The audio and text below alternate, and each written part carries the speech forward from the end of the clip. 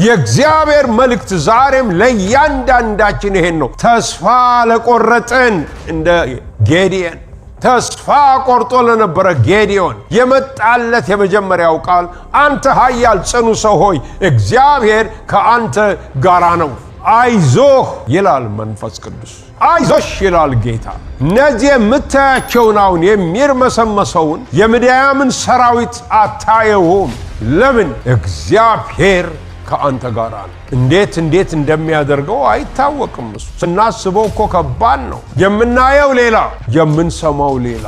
እንግዲህ ምርጫ ነው። እግዚአብሔርን ማመን ወይም በምናየው ነገር ላይ መወሰድ። እግዚአብሔር ግን ሁሉን አዋቂ ነውና አይዟችሁ፣ እነዚህ አሁን የምታዩአቸውን ግብፃውያንን ለዘላለም አታዩአቸውም። በቃ በሕይወታችሁ ሁለተኛ አይመጡም። ይህ አስጨነቀ ነገር አሁን፣ ይህ መከራ የምትበላበት ነገር አሁን ለዘላለም አታየው። ላስበውም ብትል ልታስበው አትችልም። ለምን? እግዚአብሔር ካንተ ጋር ነው። የት ጋነን ያለነው? መብቴን ነክተሃል፣ መብቴን ነክተሻል። ባልና ሚስት መሃል ልጆች ደግሞ ወላጆቻቸውን ለምን መብቴን ትጋፋላችሁ? የመብት ጉዳይ በጣም ኃይለኛ ነገር ነው። በመንፈሳዊ እይታ ውስጥ ሆነን ስናየው ግን ይሄ መብት እንዴት አርገን እንመለከተዋለን? እንዴት አርገን እናየዋለን? እንግዲህ ከፍተኛውን የእግዚአብሔር ሰው ነው ከሌ ሲባል መብቱን የጣለ መብቴ ለምኔ መብቴን ወድጄ ፈቅጄ በጌታ እግር ስር ጥየዋለሁ ያለ ነው። ራሳችንን በዚህ ሚዛን ላይ እናስቀምጠው ወገኖቼ። ራሳችንን በዚህ ሚዛን ላይ አስቀምጠን እንመርምረው። እንግዲህ እነዚህ ነገሮች የማነሳቸው ራሳችንን ለመመርመር ይረዱናል ብዬ አስባለሁ። ሁለተኛ የእግዚአብሔር ሰው ሲባል የእግዚአብሔርን ባህሪ የሚያንጸባርቅ እሱ የእግዚአብሔር ሰው ነው። ያቺ ስኑማዊት ሴት ስለ ኤልሳ ስትናገር ይህ በቤታችን ደጅ የሚያልፈው ሰውዬ ቅዱስ የእግዚአብሔር ሰው ብቻ አላለች፣ ቅዱስ የእግዚአብሔር ሰው እንደሆነ አያለው። መረዳት በመንፈስ አግኝቻለሁ።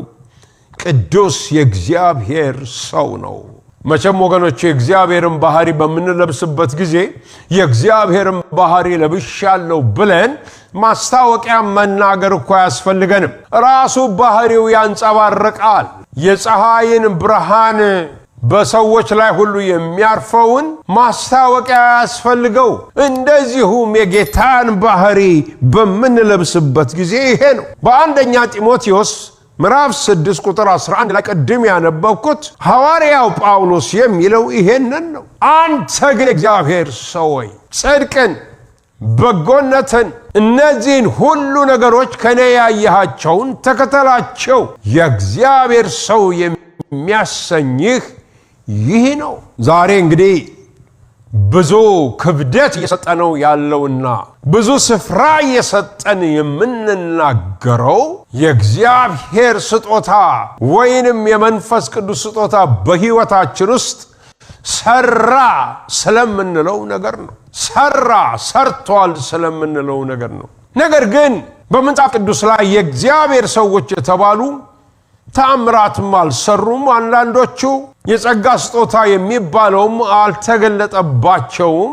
እግዚአብሔር የተላኩበትን ነገር ብቻ በኋላ መጣበታለሁ ተናግረዋል። ቅዱስ የእግዚአብሔር ሰው እንደሆነ አያለው። ዛሬ ወገኖች ሆይ ወደዚህ መመለስ አለብን። የእግዚአብሔር ሕዝቦች የእግዚአብሔርን ባህሪ ስለመልበስ ሌላው ይከተላል። መጀመሪያ ግን ያን እንደ መጎናጸፊያ እንድንለብሰው ያስፈልጋል። ትሕትናን እንደ መጎናጸፊያ እንድንለብሰው ያስፈልጋል። ፍቅርን፣ ሰላምን፣ በጎነትን፣ ቸርነትን እንድንለብሰው ያስፈልጋል። ዛሬ ያ ነው ወገኖቼ ሰዎች አይተው ቻሌንጅ የሚያደርጋቸው ክርስትና የእግዚአብሔር ባህሪን የሚያንጸባርቅ ክርስትና ነው። ያ በሕይወቱ ላይ በኤልሳ ሕይወት ላይ ታይቶ ነበረ። ጢሞቴዎስ ያንን ሕይወት እንዲኖር ሐዋርያው ጳውሎስ ተናግሮት ነበረ። መክሮት ነበረ ወገኖች። ሶስተኛው የእግዚአብሔር ሰው ማለት ከእግዚአብሔር መልእክት ተቀብሎ ትክክለኛውን መልእክት ቅድም እንዳልኩት በትክክለኛው ጊዜ በትክክለኛው ቦታ ለትክክለኛው ሕዝብ የሚናገር ሰው የእግዚአብሔር ሰው። ዝም ብሎ ወዲያ አይልም። የእግዚአብሔር ሰው ካልተቀበለ አይናገርም፣ ከተቀበለም ወደ ኋላ አይልም። መጥምቁ ዮሐንስ እንደዚህ አይነት ሰው ነበረ። እግዚአብሔር መንፈስ ከነበረበት ስፍራ ራሳቸውን ከሚያነጹ ኤሰንስ ተብለው ይጠሩ ከነበሩ መናንያን ጋር በበረሃ ውስጥ ዛሬ በሚገባን ቋንቋ በገዳም ውስጥ የሚኖር ሰው ነበር። የቤተ መቅደሱን መቆሸሽ አላይም ብሎ አስጠልቶት ራሱን እያነጻ እየቀደሰ በቃ አንድ ጊዜ ገባ ወደ ይሁዳ ምድረ በዳ። ጊዜው ሲደርስ የእግዚአብሔር መንፈስ አስነሳውና በዮርዳኖስ ጥግ ላይ ቆሞ በምድረ በዳ መጮህ ጀመረ። የእግዚአብሔር ሰው በእግዚአብሔር የተጠራ ይለዋል ዮሐንስ የሚባል አንድ ሰው ነበረ ብሎ ነው የሚጀምረው። ይህ ሰው መልእክቱ የተዘበራረቀ አልነበረም። አራምባና ቆቦ አይረግጥም ነበረ። እዛ ረግጦ እዚያ አይመለስም። ላይ ሄዶ ታች አይወርድም። ግልጽ የሆነ መልእክት ነበረው። ኢሳይያስ 40 ላይ የተነገረውን በነቢዩ በኢሳይያስ ከቁጥር 3 እስከ 5 ያለውን ስናነብ በምድረ በዳ መንገድን ለእግዚአብሔር አዘጋጁ፣ ከፍታው ዝቅ ይበል፣ ስርጓጉጡም ሜዳ ይሁን፣ ሸለቆም ከፍ ይበል ይል ነበር። ሰዎች መጥተው ማነህ አንተ? ማነህ አንተ? ነቢይ ነህ? አንተ ሊመጣ ያለው መሲህ ክርስቶስ ነህ? አይደለሁም፣ እኔ በምድረ በዳ የምጮህ ድምፅ ነኝ። በቀጥታ መልእክት አለው። ከእግዚአብሔር የመጣ መልእክት ርዝመቱ አይደለም ወገኖች። የአጭሩ በሰዎች ልብ ላይ ተወርውሮ በሚገባበት ጊዜ እንደሚፈነዳ እሳተ ገሞራ ነው። የመጥምቁ ዮሐንስ መልእክት ይህ ነበረ። ጠንክሮ የተቀመጠውን ዓመታት ያስቆጠረውን እየፈነቃቀለ ደልዳላ ሜዳ አደረገው። መልእክት ነበረው። እግዚአብሔርን በዝማሬ ማገልገል የምትፈልጉ በማስተማርም ይሁን በመስበክ የምታገለግሉ እባካችሁ ከእግዚአብሔር ካልተቀበላችሁ በስተቀር ለይስሙላና ለማድረግ ብላችሁ ከልባችሁ እያወጣችሁ አትናገሩ። እሱ ፍሬ አያፈራም ፍሬ። እሱ ውጤት አይሰጥም። ውጤት የሚሰጠው ከእግዚአብሔር ሰምተን የምንናገረው ብቻ ነው። ዛሬ ወገኖች ሆይ እንግዲህ የት ጋር እንገኛለን? አራተኛው የእግዚአብሔር ሰው ማለት እግዚአብሔር ከእርሱ ጋር የሆነ ማለት ነው። እግዚአብሔር ከእርሱ ጋር ነው። ስለ አንዳንድ ሰዎች ስንናገር እኮ ዛሬም እሱ እግዚአብሔር ከእርሱ ጋር የሆነ ሰው ነው፣ እግዚአብሔር ከእርሷ ጋር የሆነ ሰው ነው፣ እሱ የታወቀ ነው እንላለን። የምናየው ነገር አለ እንላለን። ጌታ ሰዎችን በሚጠራበት ጊዜ ለታላቅ ተልእኮ የጠራቸውን ስንመለከት ከያዕቆብ ጥሪ አንስቶ እስከ መጨረሻው ነቢይ ያለውን ስንመለከት እግዚአብሔር አንድ የተስፋ ቃል ብቻ ነበረው፣ እኔ ካንተ ጋር እሆናለሁ። ይሄ ቃል በመጽሐፍ ቅዱሳችን ተደጋግሞ ተቀምጦ እናያለን። የኔ መገኘት የኔ ህልውና 360 ቀን በሳምንቱ 7 ቀን በቀን ውስጥ 24 ሰዓት ከአንተ ጋር ከአንቺ ጋር ይሆናል። በመሃል ክፍተት የለም።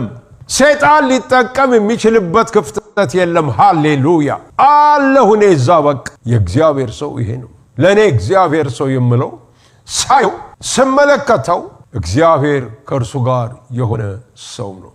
ለምን እግዚአብሔር ከእርሱ ጋር ይሆናል ብትሉኝ አረማመዱን እንደ ሄኖክ ከእግዚአብሔር ጋር ስላደረገ ነው። አረማመድህን ተጠንቀቅ አለው ጢሞቴዎስን። እንደው ዝም ብለህ አትጓዝ። አረማመድ ትክክለኛ ይሁን፣ በትክክል ተራመድ እያለ ይናገረዋል። በጽድቅ ተራመድ፣ በበጎነት ተራመድ፣ በሰላም ተራመድ። እግዚአብሔር ከአንተ ጋር ይሆናል። እግዚአብሔር ከኛ ጋር ከሆነ ደግሞ ማን ይቃወመናል? ጳውሎስ ይሄን ያቅ ነበር፣ እግዚአብሔር ከእርሱ ጋር እንደነበረ። የይሁዳ ነገስታት መንፈሳዊያን የሆኑት ለሕዝባቸው የሚናገሩት ጠላት በሚመጣ ጊዜ አይዟችሁ እግዚአብሔር ከእኛ ጋር ነው። ዛሬ ሰልፍ አለብን ወገኖች። ሰማያዊ ነው፣ በአይን ሥጋ አይን አይታይም። ይህ ሰልፍ በእጅ የሚዳሰስ አይደለም፣ የረቀቀ ነው። ነገር ግን ይህ ሰልፍ በአካሄዳችን፣ ባረማመዳችን፣ በኑሯችን ላይ ይታያል። እግዚአብሔር ካንተ ጋር ነው። የእግዚአብሔር መልእክት ዛሬም ለእያንዳንዳችን ይሄን ነው። ተስፋ ለቆረጥን እንደ ጌዲዮን ተስፋ ቆርጦ ለነበረ ጌዲዮን የመጣለት የመጀመሪያው ቃል አንተ ኃያል ጽኑ ሰው ሆይ እግዚአብሔር ከአንተ ጋር ነው። አይዞህ ይላል መንፈስ ቅዱስ፣ አይዞሽ ይላል ጌታ። እነዚህ የምታያቸውን አሁን የሚርመሰመሰውን የምድያምን ሰራዊት አታየውም። ለምን? እግዚአብሔር ከአንተ ጋር ነው። እንዴት እንደሚያደርገው አይታወቅም። እሱ ስናስበው እኮ ከባድ ነው። የምናየው ሌላ፣ የምንሰማው ሌላ። እንግዲህ ምርጫ ነው፣ እግዚአብሔርን ማመን ወይም በምናየው ነገር ላይ መወሰድ። እግዚአብሔር ግን ሁሉን አዋቂ ነውና አይዟችሁ፣ እነዚህ አሁን የምታዩአቸውን ግብፃውያንን ለዘላለም አታዩአቸውም። በቃ በሕይወታችሁ ሁለተኛ አይመጡም። ይህ አስጨነቀ ነገር አሁን፣ ይህ መከራ የምትበላበት ነገር አሁን ለዘላለም አታየውም። ላስበውም ብትል ልታስበው አትችልም። ለምን? እግዚአብሔር ካንተ ጋር ነው። ለምን መሰላችሁ? ያለ ነው፣ በሕይወት ያለ ነው። ለምን መሰላችሁ? አሁንም ገና እያመለክን ያለ ነው። ለምን መሰላችሁ? አሁንም ገና እየመሰከርን ያለ ነው። ለምን መሰላችሁ? አሁንም ገና እያገለገልን እየሰበክን እያወጅን ያለ ነው። ከማን የተነሳ ነው? አንድ ቃል ነው፣ እግዚአብሔር ከእኛ ጋር ነው። ስለ ሕይወት መስከር ቢሉኝ ወገኖች ሆይ ይሄን ስላረኩ፣ ይሄን ስለፈጸምኩ፣ ይሄን ስላከናወንኩ ይሄው 53 ዓመት በጌታ አስቆጥር ያለው ብዬ የምመካበት አንድም ነገር የለኝም። አንድ ግን አለኝ፣ ጌታ ከኔ ጋር ነው። የሱ ደግሞ መሆን እንደ ሰው አይደለም፣ እንደ ሰው አይደለም። አንዴ መገኘት፣ አንዴ ዝቅ፣ አንዴ ከፍታ ዝቅታ ያለው አይደለም። ሃሌሉያ። የነገርኩህን እስካደርግልህ ድረስ እኔ ካንተ ጋር ነኝ ብሎ ለያዕቆብ የተናገረ እግዚአብሔር ዛሬም ለእያንዳንዳችን ይናገረናል። ክብርና ምስጋና ታላቅነት ለስሙ ይሁንለት። ሃሌሉያ አሜን። አምስተኛ ወገኖች ሆይ የእግዚአብሔር ሰው በሚሆነው ነገር በሙሉ በእርሱ በኩል ለሚያልፈው በጎ ነገር ሁሉ ክብርን የሚሰጠው ለእግዚአብሔር ነው። ይሄ ጌታን ለምናገለግል ሰዎች ትልቅ መፈተሻችን ነው። ትልቅ የምንመዘንበት ነገር ነው። ኢየሱስ ክርስቶስ በዚህ ምድር በነበረበት ጊዜ የሚያደርገውን ነገር ሁሉ በዮሐንስ 5 ላይ በተለይ ከቁጥር 19 እስከ 30 ላይ ደጋግሞ እንደተናገረው ለአብ ነበር ለአባቱ ክብር የሚሰጠው። ይሄ ትምህርት ከኔ አይደለም ይላል። ይሄ የምታዩት ድንቅ ሥራ ከኔ አይደለም ይላል። አብን ከፍ ያደርገው ነበር። ሐዋርያት ደግሞ በኋላ ሲመጡ ወገኖች ሆይ እናንተ ገሊላ ሰዎች ሆይ ስለምን እኛን ትኩር ብላችሁ ትመለከቱናላችሁ? በእኛ ኃይል ይህ እንደሆነ ታስባላችሁን? ይህ እናንተ በሰቀላችሁት እግዚአብሔር ግን ከሙታን ባስነሳው በኢየሱስ ክርስቶስ ስም ሆነ ይላል። በቃ ክብርን ሲሰጡ ታያላችሁ። ክብርን ምንም ከኛ ጋር ግንኙነት የለውም። ግንኙነት ያለው መሳሪያ አድርጎ ከሚጠቀምብን ከእግዚአብሔር እንጂ እኛ ራሳችንን ማዳን አንችልም። እኛ እንደናንተ ሰዎች ነን፣ ራሳችንን ማዳን አንችልም ብለው በርናባስና አማልክት ሰው መስለው በእኛ ፊት መጥተዋል ሲሉ በልስጥራን መስዋዕት ሊያቀርቡላቸው ሲሉ በግድ አስጣሏቸው ይላል። በቃ ይሄ መንፈስ ይሁንልን ዛሬ። የእግዚአብሔር አገልጋዮች በጌታ ስም አደራላችኋለሁ፣ እባካችሁ ሩቧን አይደለም ቅንጣቷን እንኳን አትመኟት። ክብር ሁሉ ለሚገባው ክብርን ስጡ። ያን ጊዜ ተለመልማላችሁ። እየጨመረ እግዚአብሔር ማለ በነብዩ በኩል ክብሬን ለማንም አልሰጥም ይላል ጌታ። ይሄ የእግዚአብሔር ሰው ባህሪ ነው። ስድስተኛው ወገኖች ሆይ የመጨረሻ የምገልጸው የእግዚአብሔር ሰው በእግዚአብሔር ለኑሮው፣ ለሕይወቱ፣ ለአገልግሎቱ የጸጋው ጥገኛ ነው። በእግዚአብሔር ኃይል ላይ ተመክቶ የሚኖር ነው። ለዚህ ነው ሐዋርያው ጳውሎስ ኃይልን በሚሰጠኝ በክርስቶስ ኢየሱስ ሁሉን እችላለሁ ይላል። ያው ልብ በሉ፣ የሚያገናኘው ከራሱ ጋር አይደለም። ኃይልን በሚሰጠኝ በክርስቶስ ኢየሱስ። የእግዚአብሔር ሰው እኮ መባል ወይንም ደግሞ ፓስተር መባል፣ ምእመናን ሐዋርያ፣ ነብይ መባል፣ አስተማሪ ብሎ የእግዚአብሔር ቃል ወንጌላዊ ብሎ የሚደረድራቸው መጠሪያ ስሞች የሰዎቹን ፍጹምነት የሚያንጸባርቅ አይደለም። የእግዚአብሔርን ነፃ ስጦታ የሚያሳይ ነው። በቃ ወደድኩኝ፣ በዚህ ሰው ለመስራት ፈቀድኩኝ። የጸጋ ውጤት ነው። የእግዚአብሔር የነፃ ስጦታ ውጤት ነው። ለዚህ መሰለኝ እግዚአብሔር ይሄን ማሳየት ስለሚፈልግ በጣም በቃ እንደው ያልታሰቡ ሰዎችን በኋላ መጣበታለው። እዚህ በሰው አይን እዚህ ግቡ ማይባሉ ሰዎችን ይጠቀማል። ስለዚህ እኛ የጸጋው ጥገኞች ነን። ጳውሎስ ይላል የእግዚአብሔርን ጸጋ አልጥልም፣ ሌላ ትምክት የለኝም። እኛ በማንበቃበት ነገር ክርስቶስ ኢየሱስ ስለኛ እንዲበቃ አታውቁምን? ስለዚህ ተሰናከልኩ። አንዳንድ ሰዎች ተሰናከልኩ ማለትን ሲወዱት፣ አንዳንድ ምእመን ተሰናከልኩ፣ በፓስተሩ ተሰናከልኩ፣ በወንጌላዊ ተሰናከልኩ። አዎ እነዚህ እግዚአብሔር ምሕረት የተገለጸባቸው ሰዎች ናቸው። ስለዚህ ወገኖች ሆይ የነዚህን ሰዎች ሕይወት በምንመለከትበት ጊዜ እግዚአብሔር የሰራባቸውን ጸጋውን ብቻ ያሳዩ ነበረ።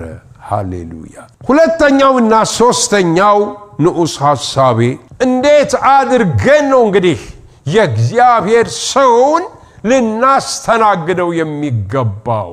በዚህ በተመለከትነው ክፍል የንባብ ክፍላችን ላይ በአየነው ላይ የመጀመሪያው ወገኖች ሆይ ያቺ ሰሎማዊት ሴት ቅዱስ የእግዚአብሔር ሰው ብላ ጠቆመች። አየች። በስጋዋ አልመሰለኝም ያየችው። እንደማንም ሰው ነው ብናየው። አሁን እኮ ኤልሳ ቢመጣ እንደማንም ሰው ነው።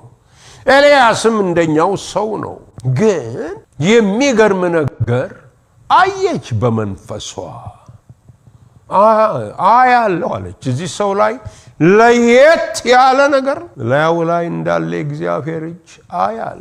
የመጀመሪያው ስለዚህ ለመለየትና ዲዘርንመንት መጸለይ አለብን። ያን ደግሞ መለየት የሚያስችለን ጉልበት የሚሰጠን አንደኛው ቃሉ ነው። ሁለተኛው ከመንፈስ ቅዱስ ጋር ያለን ግንኙነት ነው። የእግዚአብሔርን ድምፅ ከመስማት ጋር የተያያዘ ነው። አለዛ ከጊዜ ወደ ጊዜ አንደኛ ነኝ እኔ ነኝ አንደኛው የሚሉ አገልጋዮች እየበዙ ነው። እኔ የማውቀው አንደኛ ኢየሱስ ብቻ ነው። ሁለተኛም አይደለው፣ ሶስተኛም አይደለው፣ በቦታውም የለው። መለየት ያስፈልጋል። ተታለልኩኝ የሚሉ ምእመናን እንደዚህ ዘመን የበዛበት ጊዜ የለም።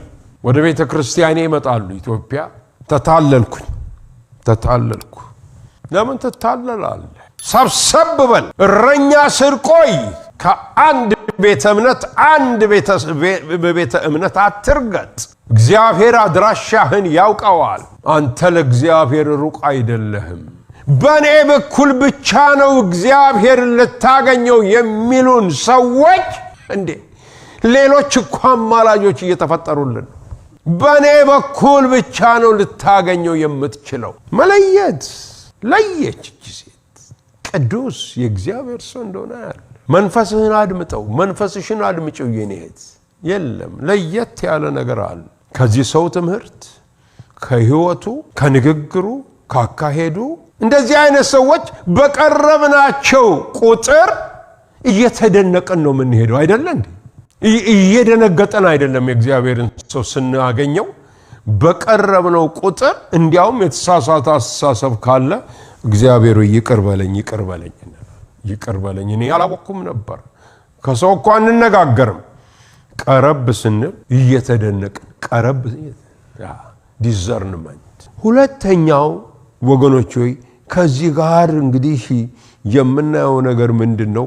የእግዚአብሔርን ሰው ባወቅነው ጊዜ መቀበልና የልባችንን ልቦና መክፈት፣ የልቦናችንን በር መክፈት፣ ለዛ ሰው መክፈት። ሁለት ሰዎች እናያለን እዚህ በብሉይ ኪዳን፣ ሁለቱም ሴቶች ናቸው። መቼም ትልቅ ማስተዋል የሚገኘው ወገኖቼ ከነሱ ነው። እቺ ሱነማይት ሴት ቅዱስ እግዚአብሔር ሰው ነው ብላ አላቆመችም። አለችው ባሏን፣ ግድ የለህም እቤታችን ይግባ፣ ይሄ ሰውዬ እቤታችንን ይርገጠው፣ ሁሌ በዚህ ያልፋል፣ እቤታችንን ይርገጠው።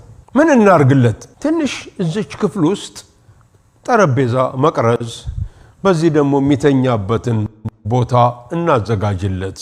እስቲ እየገባ ይቀመጥ። አንድ እሱ እኮ ገባ ማለት የእግዚአብሔር ክብር አብሮ ይገባል አለች። ሃሌሉያ!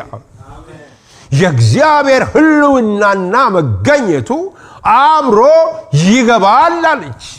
ልክ ባሏም ተባበራት፣ ገባ። ከዛ በኋላ እኔ ጊዜ የለኝም ያልነ መናገር፣ ታሪኳ ሁሉ ተገለባበጠ። ይሄ ሰው ጋር ከተገናኙ በኋላ ነው በቃ ታሪካቸው ሁሉ ተለወጠ።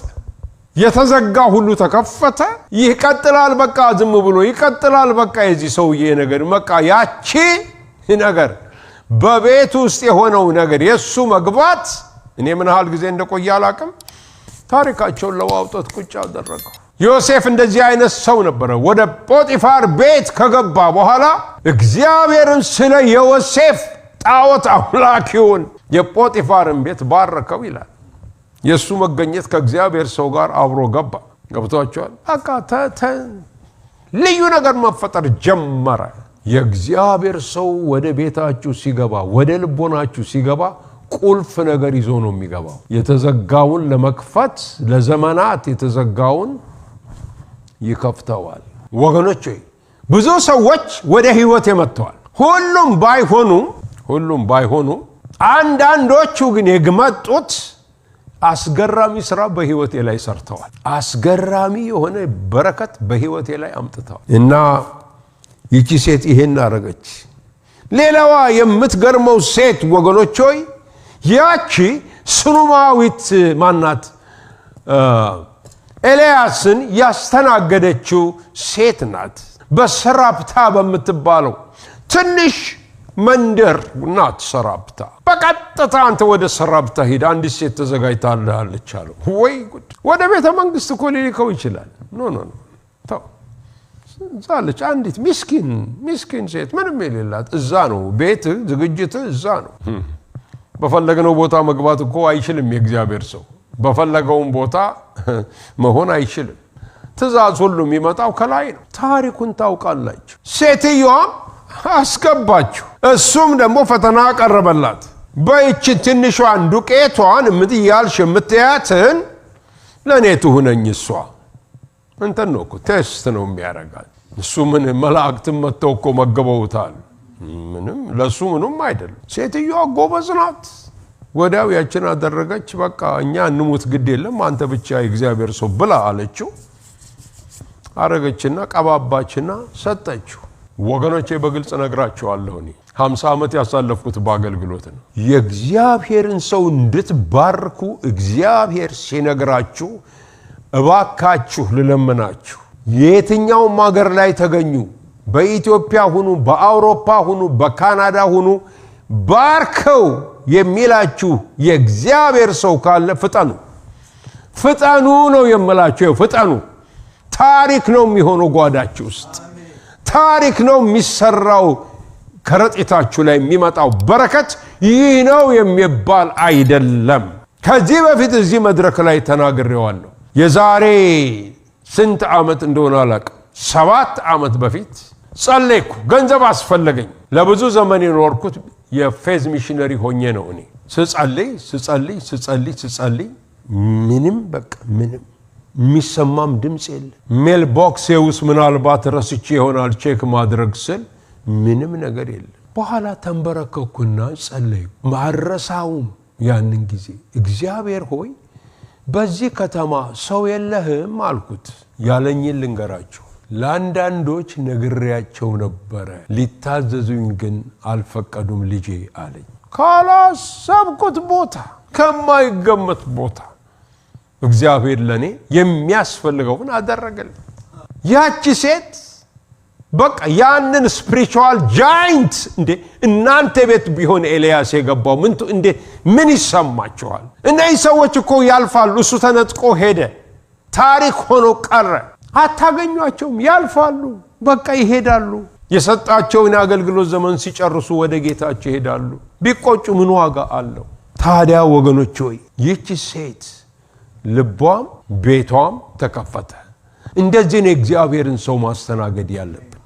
ኢየሱስ ክርስቶስ ወደዚህ ምድር በመጣበት ጊዜ ኢየሱስ ክርስቶስ በየሄደበት በጭብጨባ እንደ ፉትቦል ስታር አይደለም እየተጨበጨበለት ያገለገለው።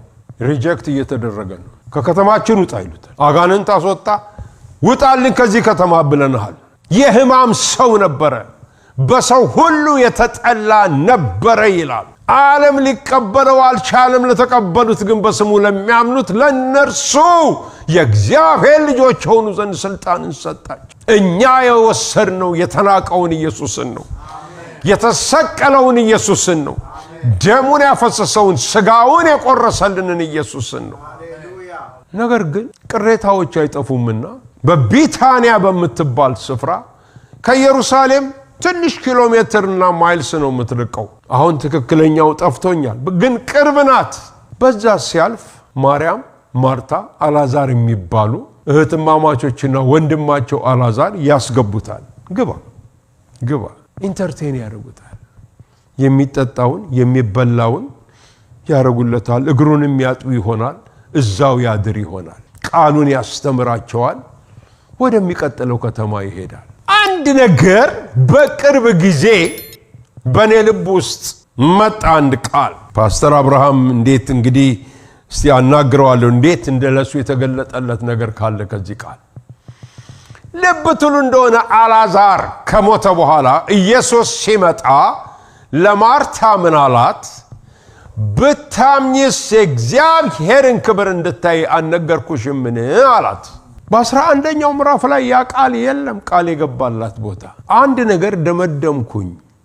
የደመደምኩትም በሌላ ጊዜ በቤቱ ሲያስተምራቸው ማርታ አንድ ቀን ብታምኚ የእግዚአብሔርን ክብር ታያለሽ ብሏታል። ለካስ ይሄን ቀን ነበረ። አያችሁ፣ ኢየሱስን አስገብተው ስለነበረ ይሄን ኪዳን ተቀብላ ነበረ። ኢየሱስን ስናስገባውና ሰፊ ቦታ ስንሰጥ ለእግዚአብሔር ሰው ኪዳን ይመጣል፣ ቃል ይመጣል። ረስተዋለች እሷ። ወንድሟ በሞተ ጊዜ ከለቅሶ ቦታ ተነስታ ወደ መቃብር ከኢየሱስ ጋር ሲሄዱ ወንድምሽ ይነሳል ይላታል። አዎ በትንሣኤ ቀን ይነሳል። ያው ያስተማራት ነገር ትነግረዋለች። ብታምኚ እግዚአብሔርን ክብር ታያለሽ ያልኩሽ ትዝ ይልሻል? ይሄ ወቅት ነው። ይሄው ጌታ ክብሬን ታያለህ ካለሽ ታየዋለሽ። እመኑኝ ኢየሱስ ያረገዋል።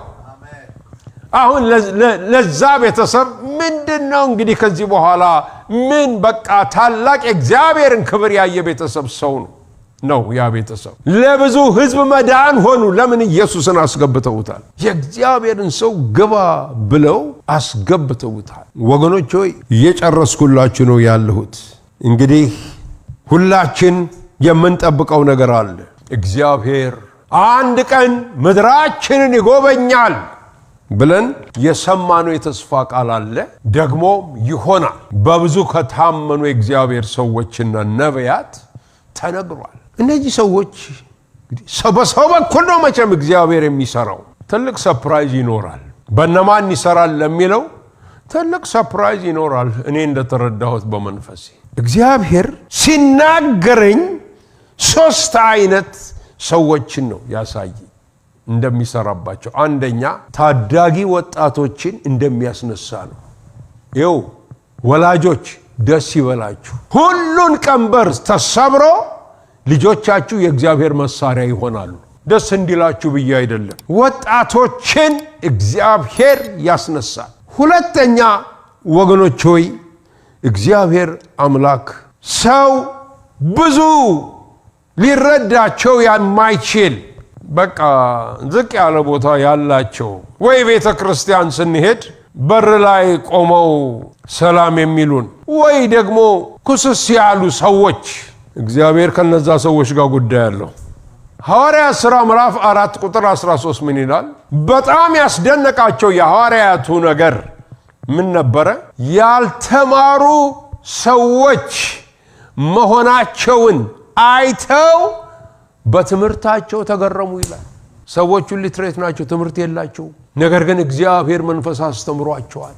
እንዲህ አይነት ሰዎች ያስነሳል። ሶስተኛ እግዚአብሔር የሚማልዱ እንባቸውን የሚያፈሱ ምርጦች አዘጋጅቷል። ምርጦችን አዘጋጅቷል። በሕዝቅኤል ምዕራፍ 9 ቁጥር 4-7 ላይ ምን ይላል? ስለ ኢየሩሳሌም በሚማልዱና በሚያለቅሱ ሰዎች ግንባር ላይ ምልክትን አድርጋለሁ። ከነዚህ ሰዎች ጋር ነገር አለው። እንዲህ አይነት ሰዎች እግዚአብሔር ይባርካችሁ፣ ደስ ይበላችሁ። ከዛ ይመርጣል እግዚአብሔር፣ ይቀባል፣ እንጎበኛለን። እኔ አሁን በማን ተጠቀመ የሚለውን እግዚአብሔር በልቤ ስላስቀመጠው ተናገርኩት እንጂ የምንሻማው ነገር አይደለም። በፈለገው ይጠቀም። ነገር ግን ኢትዮጵያ ትጎብኝ። ኢትዮጵያ ከዚህ ከተያያዘችበት፣ ሰላም ከጠፋበት፣ ከዚህ እልቂት፣ ከዚህ መባላት፣ ከዚህ ደም መፋሰስ ውስጥ ያውጣል። ይሄ ተረስቶ በቃ ሆነ እንግዲህ ባይሆን ጥሩ። ተሐድሶ፣ ፈውስ፣ መጽናናት፣ መጎብኘት፣ ፍቅር ይሁንልን። እግዚአብሔር ደግሞ ይሄንን ለማድረግ ለእርሱ በጣም ቀላል ነገር በቃ ሰማይና ምድርን በቃሉ የፈጠረ እግዚአብሔር ይሄንን ሊያደርግ ይችላል፣ ያደርገዋልም ደግሞ ያደርገዋል። ወገኖቼ የእግዚአብሔር ሰዎች ብለን የምንጠራቸው በምድራችን ይብዙልን፣ ቁጥራቸው ከእልፍም አላፋት ይሁን። ምክንያቱም ጻድቃን በበዙ ጊዜ ምድር ትፈወሳለች። ወደ እግዚአብሔር ሰው ጉዳይ ለመቅረብ ምን ያስፈልገናል? ሕይወታችንን መጀመሪያ ለኢየሱስ ክርስቶስ መስጠት፣ በመስቀል ላይ በፈሰሰልን ቅዱስ ደሙ መታጠብና አዲስ ሰው መሆን። ሁለተኛ ከዓለም ተነጥለን ለሱ ተቀድሰን መኖር። ሶስተኛ የሚሰጠን ተልእኮ መፈጸም። በተረፈ እግዚአብሔር ይባርካችሁ። ክብርና ምስጋና፣ ታላቅነት፣ ዘላለማዊነትና ኃያልነት ለአምላካችንና ለጌታችን ይሁንለት። አሜን። እስቲ እንጸልያለን። አጠር ያለ ጥያቄ አቅርቤ ጸሎት አደርጋለሁ። ምናልባት ዛሬ ይህን ቃል የሰማችሁ ልቤ ተነክቷል የምትሉ ካላችሁ ሕይወታችሁን ለጌታ ኢየሱስ መድኃኔ ዓለም ብለን ለምንጠራው ለዓለም መድኃኒት ለሆነው ለኢየሱስ ክርስቶስ ሰጥታችሁ ከዓለም ተለይታችሁ ለሱ መኖር የምትፈልጉ አብረን እንጸልያለን። ባላችሁበት ስፍራ በቤታችሁ ይሁን፣ በመኪናችሁ ውስጥ ይሁን፣ በመኝታችሁ ውስጥ ሆናችሁ ስሙት። ቤትም ስፍራ እስቲ የምጸልየውን ጸሎት አብራችሁኝ ጸልዩ። እንደዚህ በሉ። ጌታ እግዚአብሔር ሆይ ይሄን ቃልህን ስላሰማኸኝ አመሰግንሃለሁ። ጌታ ሆይ ይሄንንም ሕይወቴን ወድጄና ፈቅጄ ለአንተ እሰጣለሁ። ጌታ ሆይ ወደ ልቦናዬ ግባ። በመስቀል ላይ ባፈሰስከው ደምህ አጥበህ አንጻኝ፣ ቀድሰኝ፣ ያንተም ተከታይ አድርገኝ። በተረፈ ክርስቲያን እህቶቼና ወንድሞቼ ቆመን አብረን ጸልየን እንጨርሳለን። ፓስተር አብርሃም ወደዚህ ይመጣና ደግሞ የመጨረሻውን ነገር ይነግረናል። ከዛ በፊት ወንድማችን ጅቅሳ መጥቶ የዕለቱን መባ ያሰባስባል። እንጸልይ። ቆመን እንድንጸልይ ጠይቃችኋል። ዘላለማዊና ጻድቅ የሆንክ እግዚአብሔር አምላካችን ሆይ እንባርክሃለን። ዛሬ የሰማነው ቃል በነፍሳችን ውስጥ እንዲኖር በውስጥ ለመናችን ውስጥ እንዲዋሃድ እግዚአብሔር ሥራ እንዲሰራ በኢየሱስ ስም ጸልያለሁ። ጌታ ሆይ ባርኮትህ፣ ጌታ ሆይ ጸጋህ፣ ጌታ ሆይ ቸርነትህ በእያንዳንዱ ሰው ላይ ይሁን። በእያንዳንዱ ቤት ውስጥ ይግባ። ይህ ቃል በሕይወታችን ዘመን ሁሉ በነፍሳችን ላይ ታትሞ እንዲቀር ጸልያለሁ በኢየሱስ ክርስቶስ ስም።